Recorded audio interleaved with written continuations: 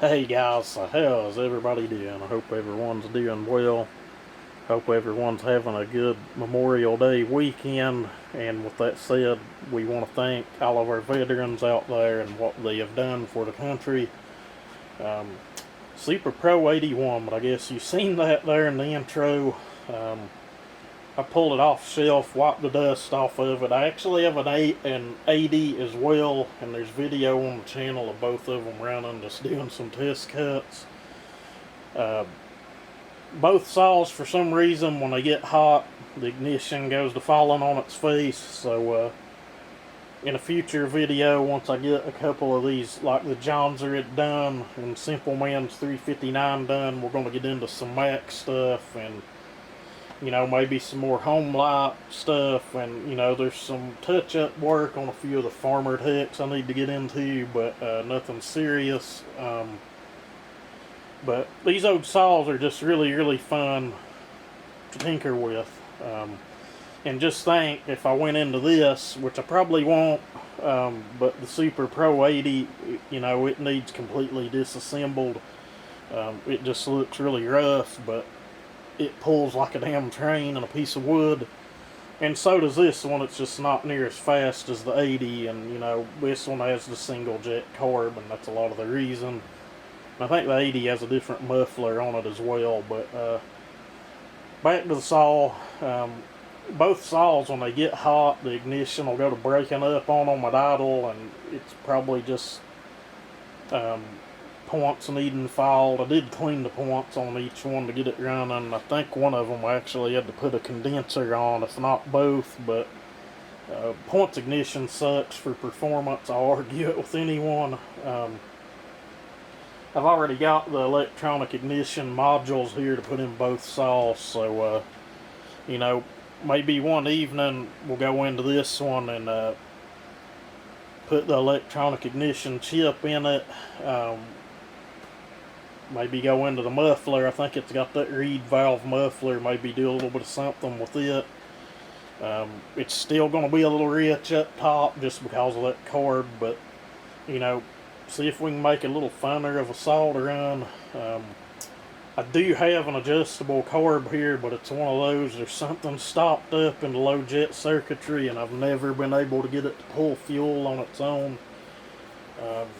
Maybe one of them deals where the Welch plugs need drove out and something in there cleaned, but we may look into seeing if we can get a different carb to swap on it. I'll be honest with you, a 272 carb looks to me like it would be a real easy swap onto one of these saws, so I don't know, we may look into that in the future, or we're going to do something with them, but we've got to get back into more Mac stuff. But anyway, I was going to see if this thing would fire up. It's got fuel that's been sitting in it for, I don't know, damn near a year, I guess. However long ago it was I bought this thing. I know it was back last spring or last summer, and we're into the beginning of spring again now, so it doesn't smell bad, so that's a good thing. But I'd like to see if she'll fire up and run, and thought I'd take you guys along for the ride. Okay guys, so I'm kind of cheated. I paused you guys, and I decided just to give it a little drink. It's not been started in forever. We'll pull it with the choke off first, throttle lock, decomp in. Give it a choke.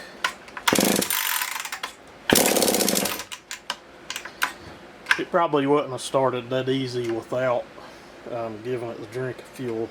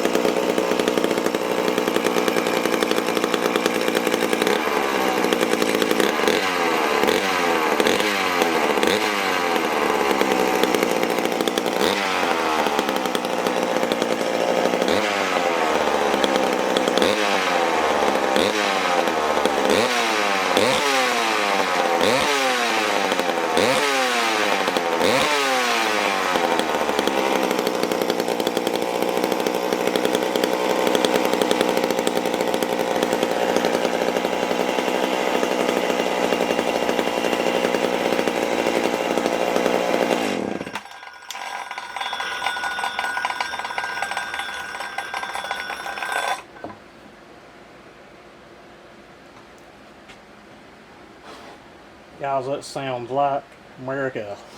I love the way these things sound. I've done kind of the straight pipe deal, or the little mini pipe I done on the last 10 series saw I built. The hot saw looking kind of saw. And that saw's just extremely loud. You cannot run it without earmuffs. It's as loud as the 880, I think. This saw's nothing.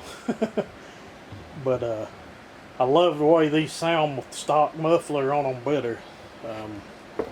And just think, if we went into this, or the 80, which we're going to do the 80, I just don't know when.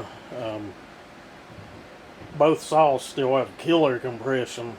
That power head, I don't know what it weighs. They're pretty heavy with the AV mounts and stuff, but to be a clamshell, and I'll guarantee you a squish on that thing's a mile wide, have killer compression, and you know, a lot of it's due to combustion chamber size and stall. But imagine if we went in and done the port work to one of these, it we done to that other saw, or some of the 1010s I've done.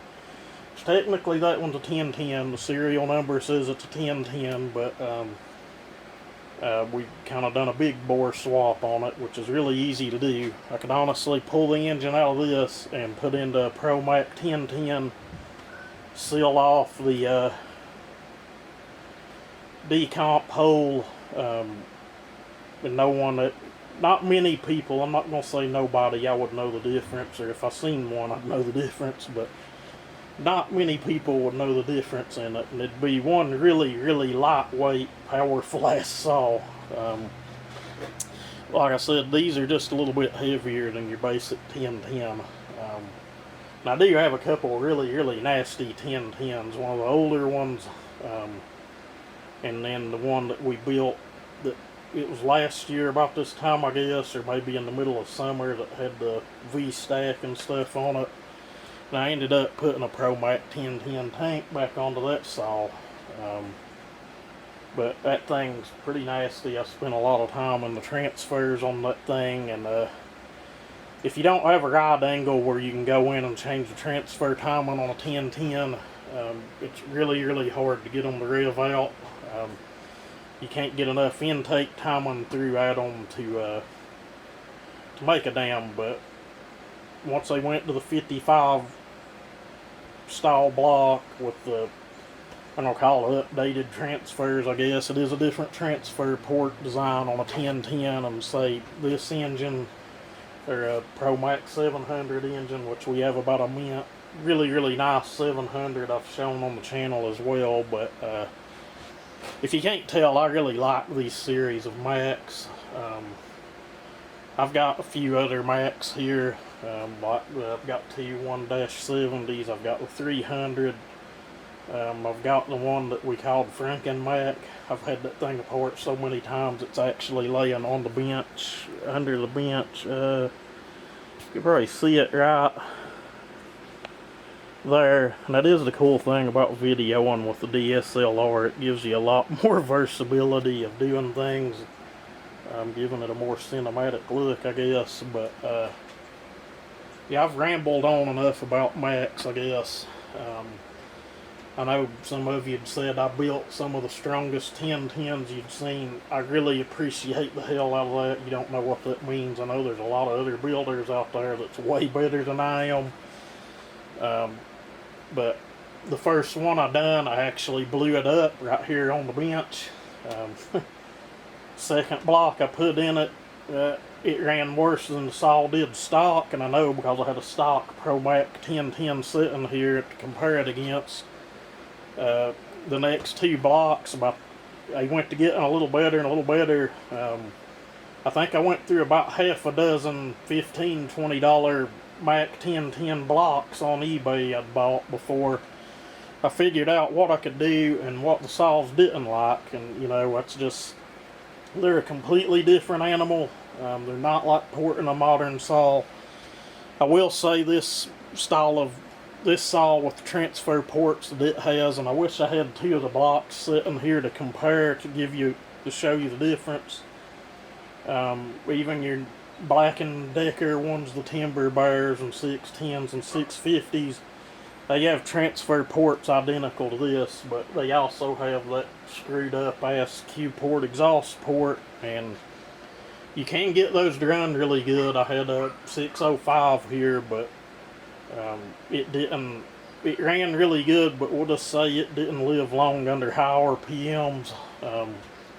And I know a little more about fuel mix and how to keep one together now than I did, say, 6 years ago. So you can take that for what it's worth. That's kind of why the Max I've got a rev so high and they're still holding together. And it seems every time I post a video of one, someone asks how long it'll last. I have no idea. The 1010s are usually set around 12.5. The one that's got that, it's a later model 700 engine in it with the thin rings.